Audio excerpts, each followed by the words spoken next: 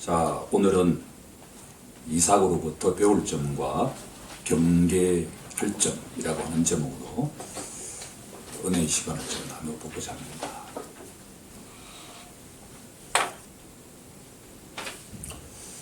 우리가 가장 먼저 기억해야만 할 것은 우리가 먼저 하나님 앞에 나아가는 것이 아니라 하나님께서 항상 우리를 먼저 찾아오신다라고 하는 것을 기억해야만 합니다. 그것도 우리는 하나님 앞에 일주일에 한 번 정도, 두 번 정도 나아가지만 아버지는 항상 매일 찾아오셔서 말씀해 주신다라고 하는 것을 기억해야만 합니다. 오늘도 예의 없이 우리 눈에 보이지 않지만 살아 역사하시는 그 주님께서 이 예배당에 오셔서 말씀하고 있죠. 우리는 기독교 신자는 그 인격체 앞에 우리가 믿음으로 나아가는 존재입니다. 진리가 너희를 자유롭게 하리라. 아버지는 우리가 자유롭기를 원하십니다.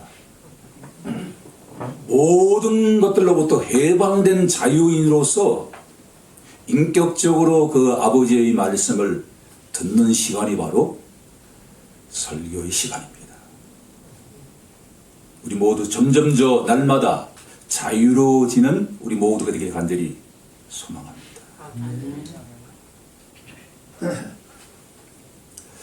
오늘은 우리가 이삭이라고 하는 한 사람을 통해서 좀 은혜의 시간을 좀 나눠보고자 합니다.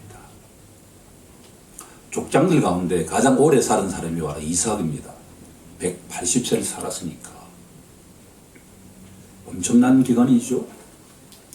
그런데 하나님 입장에서는 180년 가운데 관심의 대상은 특정 시간으로 한정되어 있다라고 하는 것이 흥미로운 대목이죠. 이삭은, 오늘 제가 말씀드리고자 하는 것은 이삭은 아브라함에 가려져 있지만 놀라울 정도의 믿음의 소유자였다라고 하는 것을 확인하는 시간이 되길 간절히 원합니다. 어떤 시점까지 이삭은 그 믿음이 계속 정점을 향해서 달려간 사람이었다고 한다면 성경 속에 특히나 창세기 27장에 축복하는 장면을 보게 되면 우리의 상식으로는 잘 이해가 되지 않는 것과 같은 내용들이 왔다 간다 하는 것을 알 수가 있습니다. 그 시점부터 이삭은 내리막길을 걷기 시작했다. 하나님의 말씀을 잊기 시작했다라고 하는 것을 알 수가 있습니다.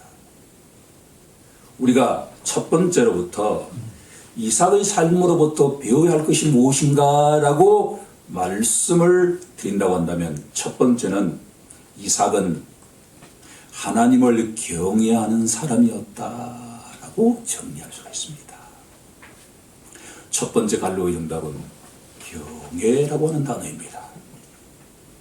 우리가 잘 알고 있는 것처럼 잠언서 1장 7절은 하나님을 경외하는 것이 지식의 근본이라고 선포하고 있죠.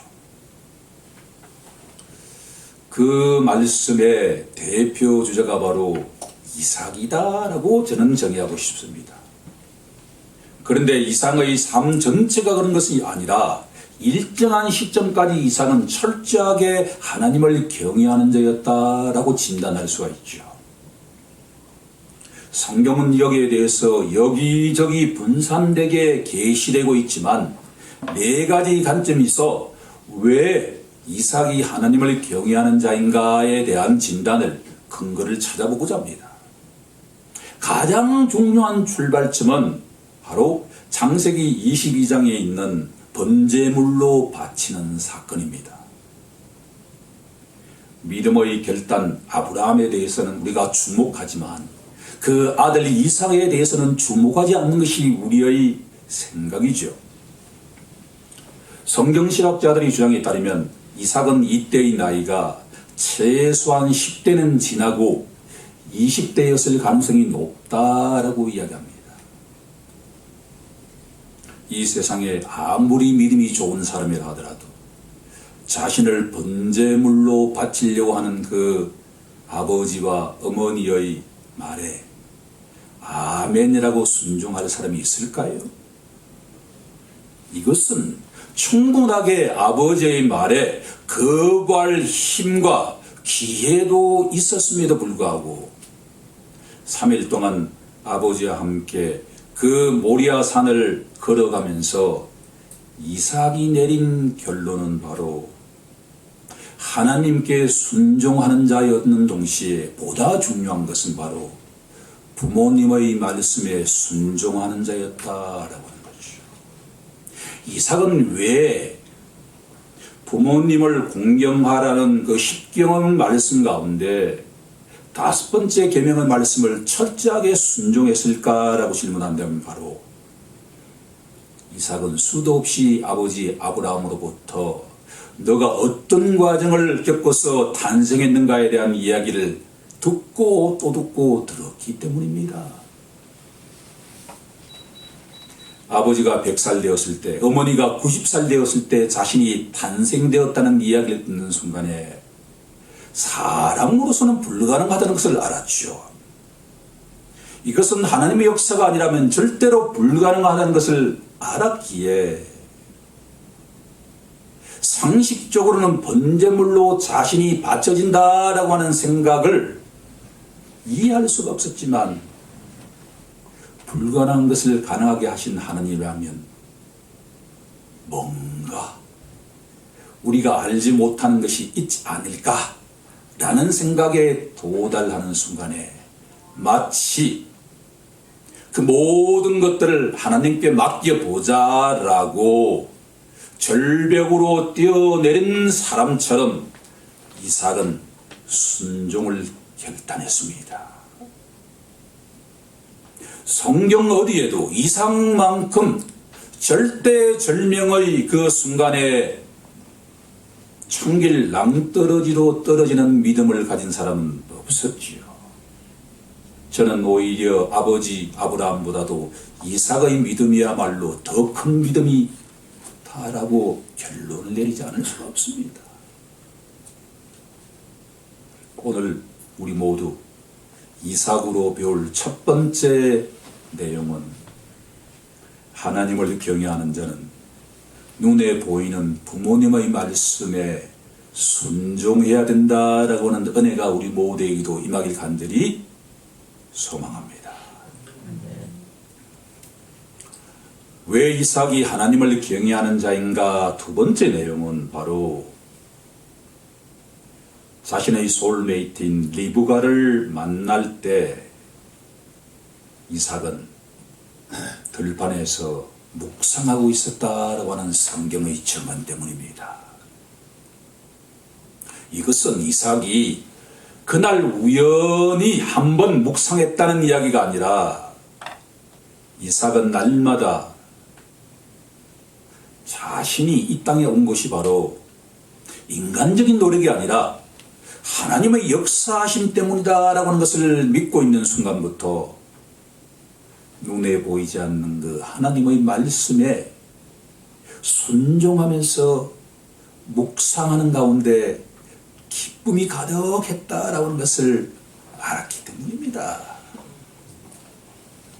따라서 하나님을 경외한다고 고백하는 기독교 신자는 날마다 말씀을 묵상하는 자가 되어야 할 줄로 믿습니다. 그래야만 아버지가 예비하신 풍성한 그 축복을 우리가 날마다 누리는 자가 되기 때문입니다. 날마다 아버지 앞에 나아가지 않는 자에게는 아버지가 준비해 놓으신 그 놀라운 축복을 누리지 못할 수 있기 때문입니다. 우리가 왜 날마다 말씀을 묵상해야 할까요? 그것은 바로 내 자신을 위해서 묵상해야 된다라고 합니다. 아버지를 위해서 하는 것이 아니라 우리 각자의 영혼의 안식과 평강과 강건함을 위해서 큐티 말씀하는 우리 모두가 되길 간절히 소망합니다. 세 번째로 이삭이 하나님을 경외하는 자였다라고 하는 것을 성경이 알려주고 있는 내용 가운데 하나는 바로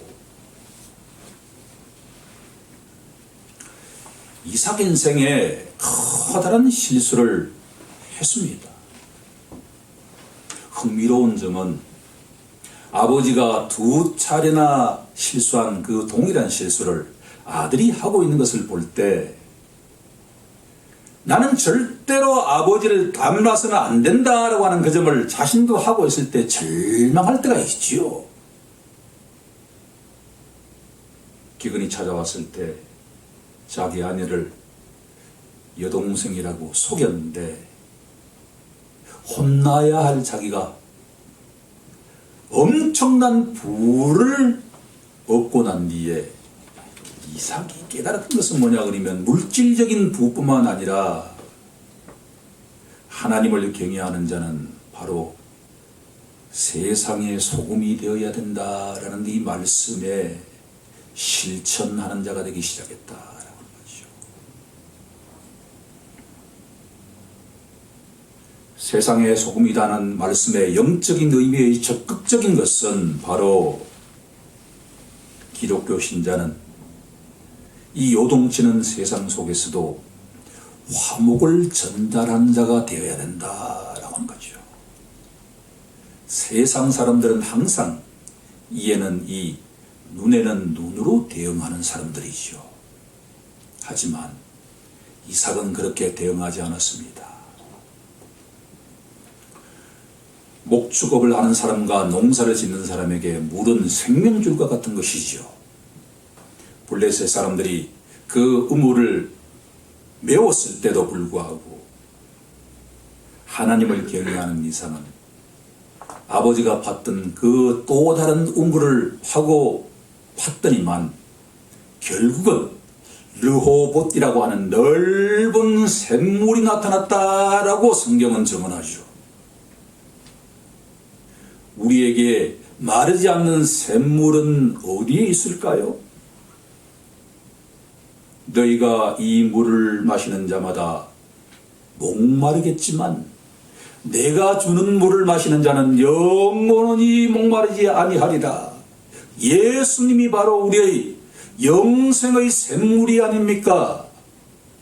이삭이 깨달은 것은 바로 눈에 보이는 물질적인 축복도 중요하지만 그보다도 더욱더 중요한 것은 하나님을 전적으로 의지할 때 하나님은 영원하지 목마르지 않는 예수 그리스도의 생명수를 우리에게 주신다라고 하는 것이죠. 우리 모두 날마다 하나님이 주시는 그 생명수를 마시면서 생기 있게 세상에서 선한 영향력을 끼치는 우리 모두가 되길 간절히 축원합니다. 네 번째로 이삭이 하나님을 경외하는 자라고 하는 것을 알려주는 결정적인 시점과 사건은 바로 약속의 아들 이삭이 그 후손을 얻는데 20년이 걸렸다라고 하는 내용입니다. 20년은 결코 짧지 않지요. 믿음의 조상 아브라함은 후손의 약속을 받고 난 뒤에 10년이 지나자 본인과 아내가 더 이상 기다리지 못하고 하갈이라고 하는 여종을 통해서 양자를 얻기 위해서 노력하죠. 그런데 이삭은 그렇게 하지 않았다라고 하는 것을 우리들은 잊어서는 안 됩니다. 제가 보기에 이삭의 가장 본받아야 할 점은 바로 이삭에게는 여자는 리브가 뿐이었다라고 하는 겁니다. 리브가에게는 여종이 없었을까요?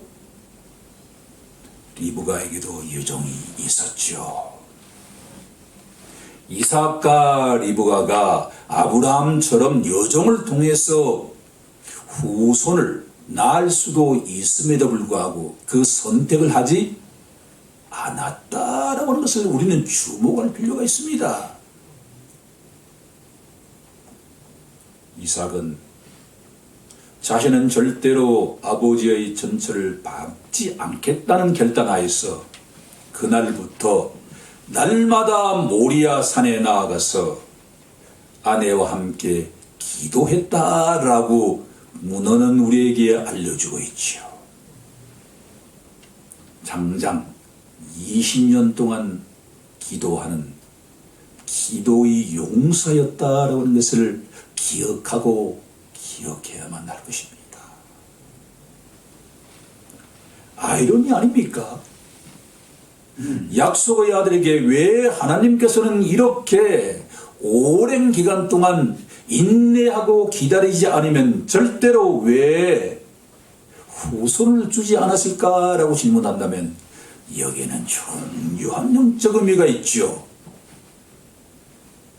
범사에 기한이 있고 천하만사가 다 때가 있나니 모든 일에는 우리 인간들의 계획이 중요한 것이 아니라 하나님의 계획과 섭리가 중요하다라고 하는 것을 우리에게 알려주고 또 알려주고 있다라고 하는 것이죠.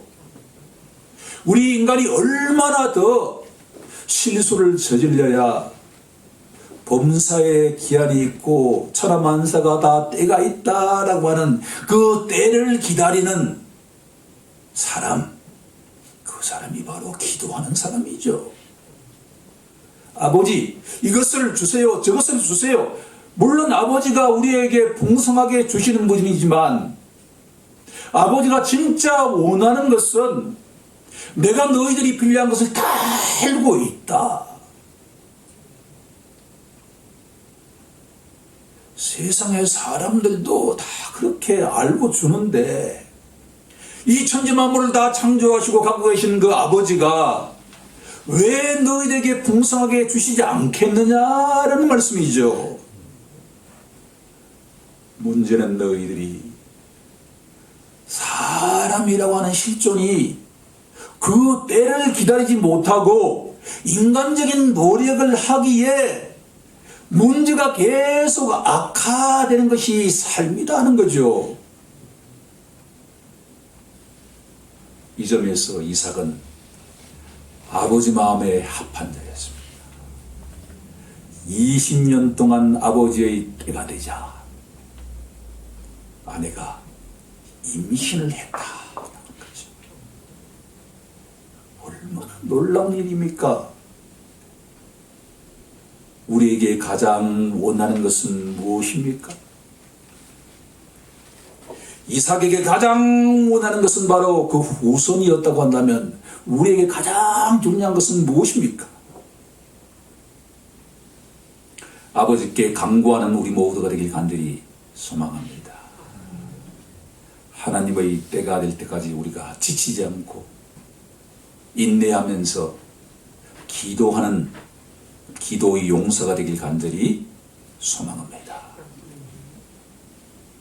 이상이 우리가 이삭의 삶으로부터 배워야 할 점들이었다고 한다면 하나님께서 우리에게 이삭의 삶을 통해서 너희가 절대로 이렇게 따라해서는 안 된다라고 하는 점도 계시되어 있다라고 하는 것이 흥미로운 대목이죠.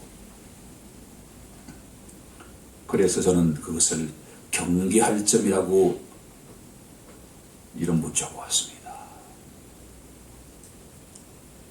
우리가 이삭의 180년 삶을 통해서 담지 않아야 될 점이 무엇인가라고 질문한다면 그것은 바로 이유는 모르겠는데 그렇게도 하나님을 경외했던 이삭이 하나님의 약속의 말씀을 잊기 시작했다. 두 번째 갈로의 정답은 말씀을 잊기 시작한 이삭이라는 내용입니다.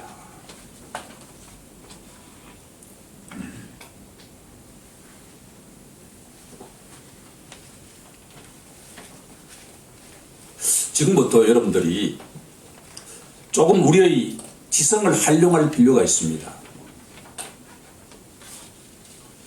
이삭이 결혼을 할 때가 40세였고 아이들을 낳을 때가 60세였다고 되어 있죠. 그러면 아브라함의 나이는 어떻게 될까요? 중요한 질문입니다. 이렇게 질문을 바꿔보죠. 야곱과 에서가 태어날 때 아브라함은 살아 있었을까요? 할아버지가 살아 있었을까라는 질문입니다. 살아 있었습니다. 조금 우리의 지성을 활용해 보도록 하겠습니다. 이삭이 태어날 때 아브라함이 100세였죠. 이삭이 결혼할 때 40세였으니까 아브라함은 140세였지요. 그러면 아이들이 태어날 때 이삭이 60세였으니까 아브라함은 몇 살이었을까요? 160살이었죠. 아브라함은 몇 살에 죽었습니까? 175세에 죽었으니까 15년을 손자들과 함께 행복한 시간을 보냈다라는 점입니다. 이 지성을 주신 하나님께 우리는 경배와 찬송을 올려드려야 할 줄로 믿습니다. 어려운 내용이 아니죠. 단순한 산수인데 아브라함은 15년 동안 그렇게도 아름다운 두 명의 손자들과 함께 즐거운 삶을 보내셨다라고 하는 것을 알 수가 있죠. 우리에게도 동일한 축복이 임하길 간절히 원합니다. 그렇죠. 그런데 이유는 알 수 없는데 그렇게도 믿음이 좋았고 하나님을 경외하던 이삭이 창세기 27장 가면 1절에 뭐라고 계시되어 있느냐 하면 이삭의 눈이 어두워졌다라고 되어 있지요.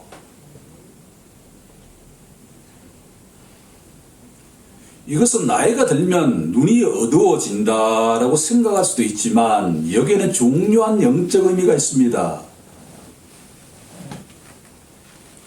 모세는 120살이 되었을 때도 그 눈이 새하지 아니었다라고 되어 있지요. 모세는 충분하게 사역을 감당할 수 있는 눈과 지성과 모든 것들을 갖고 있었음에도 불구하고 하나님께서 정하신 때가 되자 이 땅을 떠났습니다. 이 두 가지를 비춰본다면 바로 어느 순간부터 이삭의 영적인 눈이 어두워지기 시작했다라는 말씀이죠. 우리가 영적인 눈이 밝다, 어두워진다라고 하는 질문에 그 답의 기준은 무엇이 되어야 할까요? 바로 하나님의 말씀을 기억하고 있는가라는 것이 되겠죠.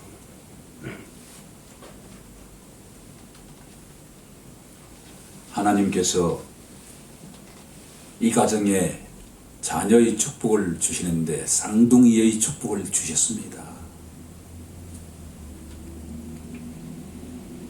성경이 흥미롭게 표현하고 있죠. 얼마나 싸웠으면 이 엄마인 리브가가 내 태중에 두 아이가 이렇게 싸우는 것은 무슨 이유인고? 라고 질문하면서 하나님께 기도하지요. 그렇죠? 그러자 하나님께서 이렇게 답하지 않습니까? 작은 자가 큰 자를 섬기리라. 이 말씀을 누가 들었을까요? 리브가가 들었죠. 흥미로운 사실입니다. 왜 하나님께서 이삭을 제치고 리브가를 통해서 이 예언의 말씀을 듣게 하셨을까라고 하는 것은 창세기의 이야기를 읽고 이해하는 데 중요한 대목입니다. 엄마인 리브가는 하나님의 뜻이 무엇인지를 들은 자입니다.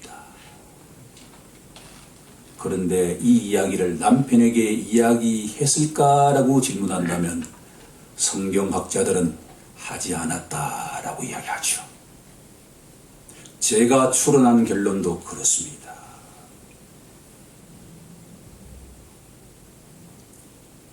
이삭이 언제부터 영적으로 어두운 자가 되었을까라고 스스로 질문하고 난 뒤에 제가 내린 답은 아이들이 15세가 된 그 즈음에 그렇게도 믿고 의지했던 아버지가 소천하고 난 뒤에 이삭은 영적으로 어두워지기 시작했을 것이다 라고 추론하죠. 이 추론이 설득력이 가진다라는 생각을 하지 않을 수가 없습니다. 왜냐하면 왕들도 유명한 선생들이 계실 때에는 영적으로 강건했던 왕들도 그 선지자가 이 땅을 떠나는 순간부터 내리막길을 걸었던 사례가 여기저기 있었기 때문입니다. 결국 정확히 본다고 한다면 이삭의 180년 인생 가운데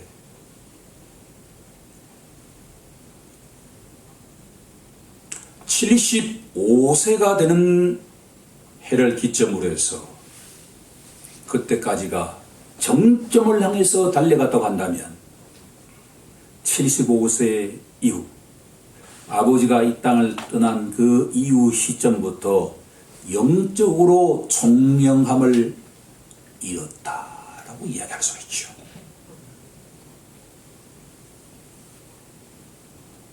그러면 창세기 27장에서 왜 그렇게 리브가가 과감하게 행동을 할 수 있을까? 이 맥락 속에서 질문을 해야만 합니다. 당시의 관습은 장자에게 상속 가운데 2배로 주는 것과 같은 관례가 있었죠. 율법에도 그렇게 적혀 있습니다. 그런데 리브가는 직접 살아계신 하나님으로부터 작은 자가 큰 자를 지배할 것이다 라는 것을 들었기 때문입니다. 큰 자가 작은 자를 섬기게 된다라고 하는 것을 들었다라고 하는 것이죠. 리브가는 그 천성이 결단력이 있는 여자였습니다. 왜냐하면 아브라함의 종이 중매의 정의로 찾아갔을 때 그 부모님들과 오빠는 며칠 우리와 함께 지내고 난 뒤에 떠나는 게 어떻겠니? 라고 권면했을 때 단칼에 떠난 사람이었습니다. 리브가는 결단력이 있는 것과 같은 사람이었죠. 본래의 성정이 결단력이 있는 사람인데 남편이 아닌 자신에게 하나님께서 그 예언의 말씀을 들었기에 영적으로 어두워진 그 이삭이 누구를 좋아했다고 되어 있죠? 큰아들 에서를 좋아했다라고 되어 있죠. 여기에 대해서는 오늘 2030 예배에서 장자의 명분이라고 하는 제목으로 좀 더 깊게 나눌 시간이 있기 때문에 더 이상 이야기하지는 않겠지만 결단력 있는 이 리브가에게 결정적으로 작용한 것은 바로 남편 이삭의 영적인 눈이 허려져 있다는 것을 알았기 때문입니다. 그래서 무리수를 두죠.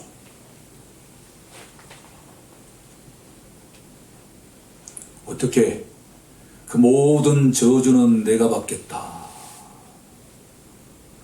주님이 사랑하시는 성도 여러분, 절대로 우리는 리브가처럼 그런 말을 해서는 안 되는 줄로 믿습니다. 복의 통로가 되어야 되지. 왜 인간이 감당하지 못할 그 저주를 본인이 받겠다고 하죠. 사람의 말은 참 힘이 있습니다. 그러고 난 뒤에 며칠이라고 생각했던 것이 영원한 이별이 될 줄은 알지 못했죠.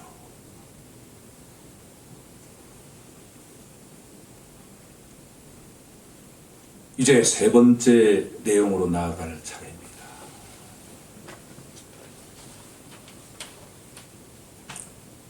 초중반에는 그렇게도 믿음이 좋았던 이삭이 중반 이후부터 영적 눈이 흐려져서 이삭은 끝까지 누구에게 축복을 하고자 했냐 그러면 큰아들 에서에게 축복하고자 했죠.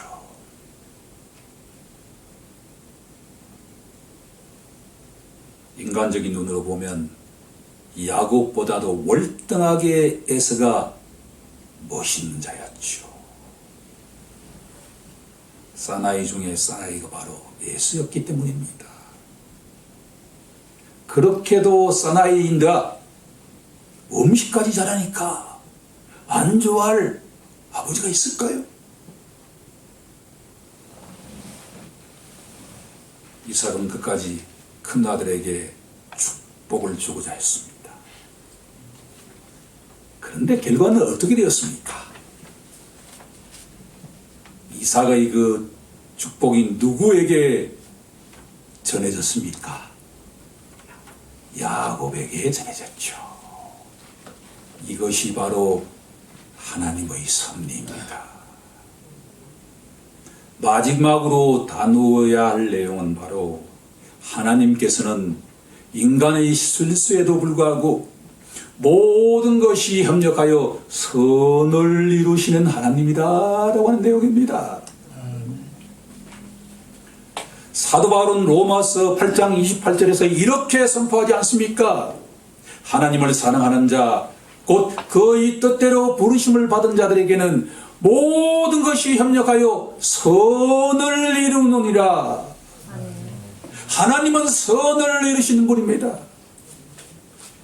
하나님께서는 약속의 자녀 이삭이 믿음을 좋은 때도 영적으로 어두울 때도 그 모든 것을 아시고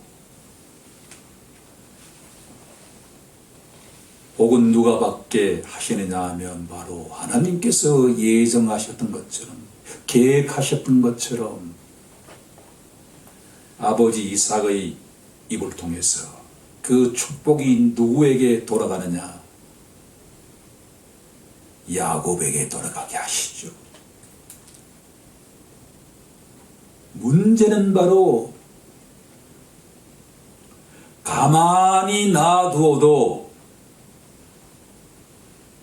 축복이 야곱에게 돌아갈 텐데 문제는 인간의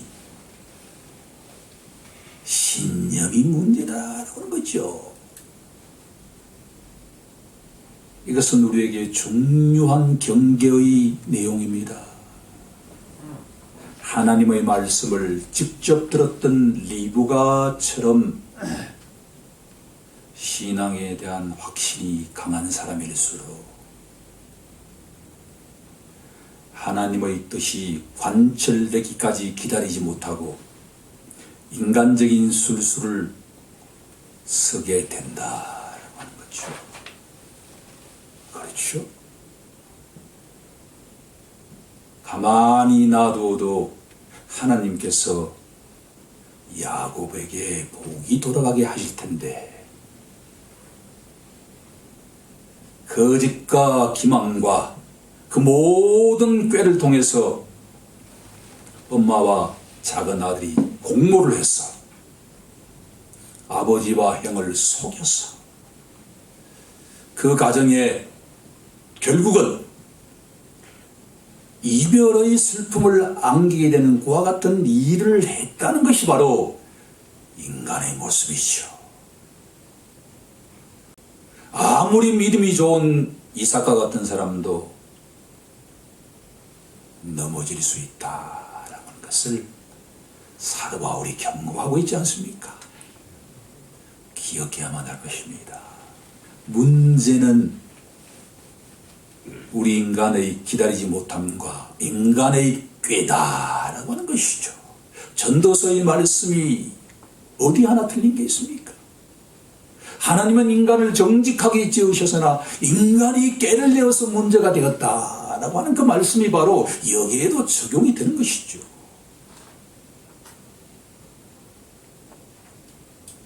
이제 말씀을 정리해 보고자 합니다. 이삭의 삶은 기독교 신자 모두에게 던지는 메시지입니다. 사랑하는 성도 여러분, 우리 모두 이삭처럼 하나님을 경외하는 자가 되기 간절히 소망합니다.